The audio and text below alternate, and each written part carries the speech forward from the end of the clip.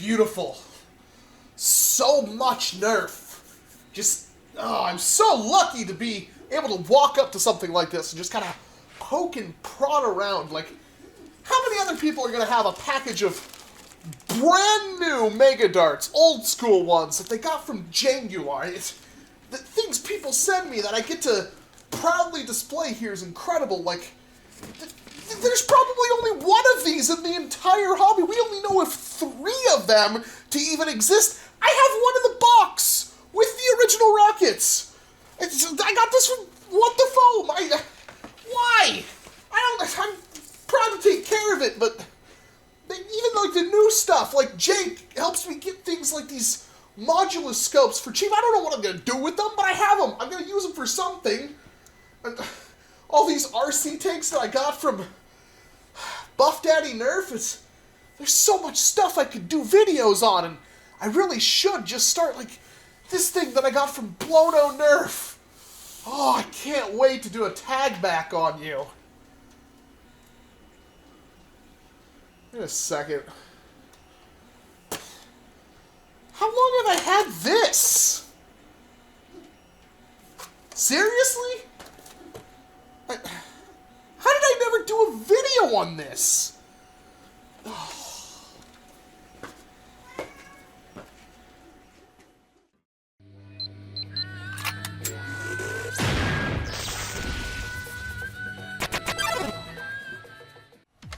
Man, I feel absolutely terrible. Well, one, because I was sent this a long time ago, and I haven't done a video on it for some insane reason. I guess I was saving it for a special day. And 2, well, I freaking love shotguns. In fact, the original Vigilante was one of my favorite blasters just because of how comfortable the grip was and, well, how well it made excellent gunblade fodder. Something I still wish to revisit and perfect in the future. But what we have here is X-Shot's brand new, or at least relatively new at this point, Vigilante Reshell, which I assume is going to be pretty much the same thing, but way cooler looking, and that's no joke. This thing looks absolutely phenomenal, much like X-Shot's recent builds, like the blasters. Like, seriously, the new X-Shot blasters look amazing, even if they aren't really all that competitive, because, well, they hit hard enough, but maybe they don't have a whole lot of features or a lot of ammo or anything like that. They at least look amazing. Like, I don't know how often I'd use something like the Hawkeye, but at least it looks incredible, and, well, the Vigilante looks like it's going to keep up that entire notion there. It's got a button on the back for breaking it and loading it. It's got a dart stock, tactical grip. The grip looks really comfortable. I'm kind of excited to get my hands on that. It is pump action. Barrel does in fact flip down. It looks like it's going to fire the 2 darts. It's probably going to have a little turning mechanism that redirects the air into each barrel, which is something the original did. And it shows off lots of cool blasters on the back, a lot of which we've already taken a look at. But for some reason, the Vigilante has escaped us, and, well, I'm hoping this one is pretty good. I mean, it's still going to be pump action 2-shot dart spewer, but hey, at least it looks freaking cool. And, well, let's open it up. And here I thought I was going to need my trusty plastic snips, and if I remember correctly, this is the one where you just kind of rip it off the packaging. Or rip the packaging. Yeah, something like that. I actually don't know how you're supposed to open this, but I assume that is somewhat what you're supposed to do. And of course, 12 darts. Now, one thing I will do is I'm not going to test it with the X-Shot darts, because something the original Vigilante had problems with was the fact that if you did use another brand's darts, which were ever so slightly longer, you had problems closing the barrel. Hopefully that's not a thing. But, oh, I thought that was going to flip down or something. It's got to flip down. That's what it was on the pack. Okay, well, that was a thing. Oh, yeah, it does. It's just heavy to flip down. Okay. Well, you can, in fact, use it when it's all folded up like this, which is actually kind of nifty and cool. But, of course, you can pull it down, and it snaps into place, and it's, not gonna lie, it's a little wobbly, but it serves a purpose, I suppose. Not really something that I think I would use all that often, especially since darts are going to go through the stock here, kind of like this, and that's how you're going to store them. But it is a cool little feature to have, to be perfectly honest. At least it feels really nice. The detailing on this blaster is really, really good, especially with the blue right there. That really brings the entire blaster together. I love this very dark blue and bright white color scheme they have going on. I think I liked the yellow with blue accents a little bit more, but this still does it for me.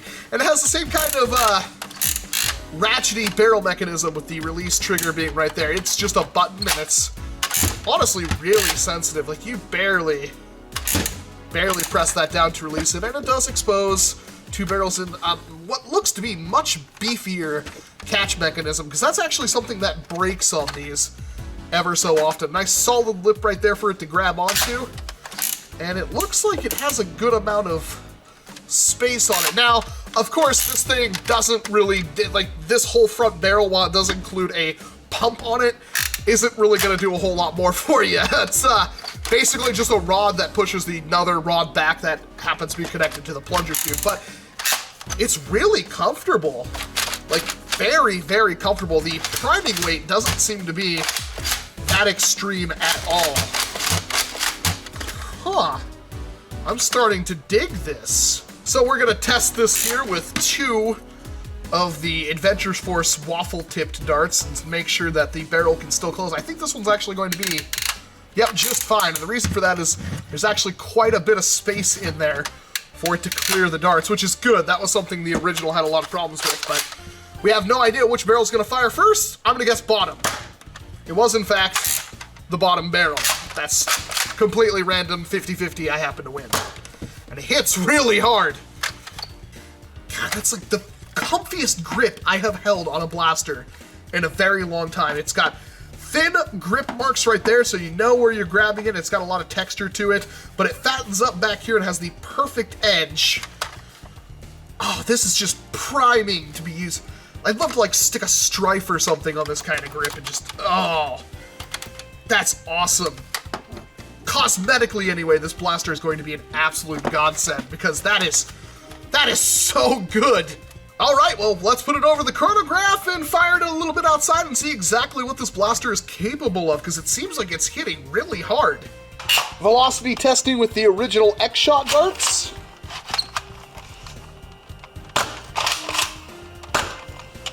That seems pretty hot to me.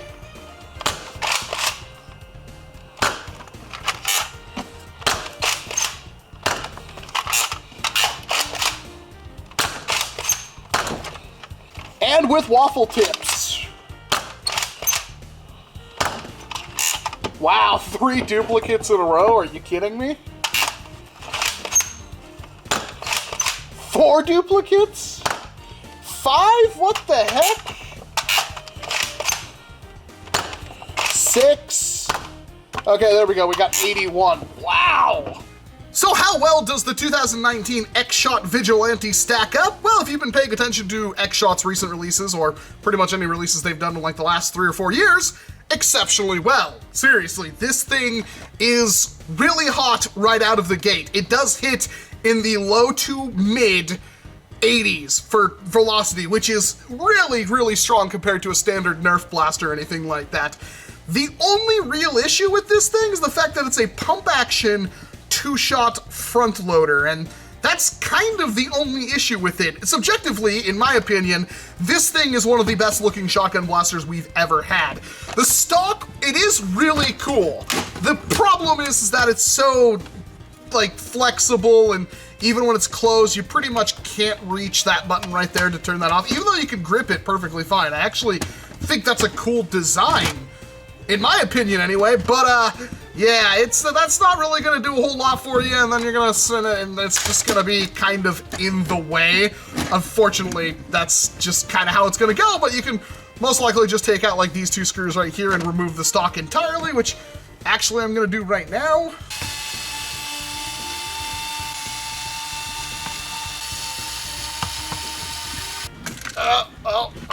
Oh, it's gonna be a little difficult.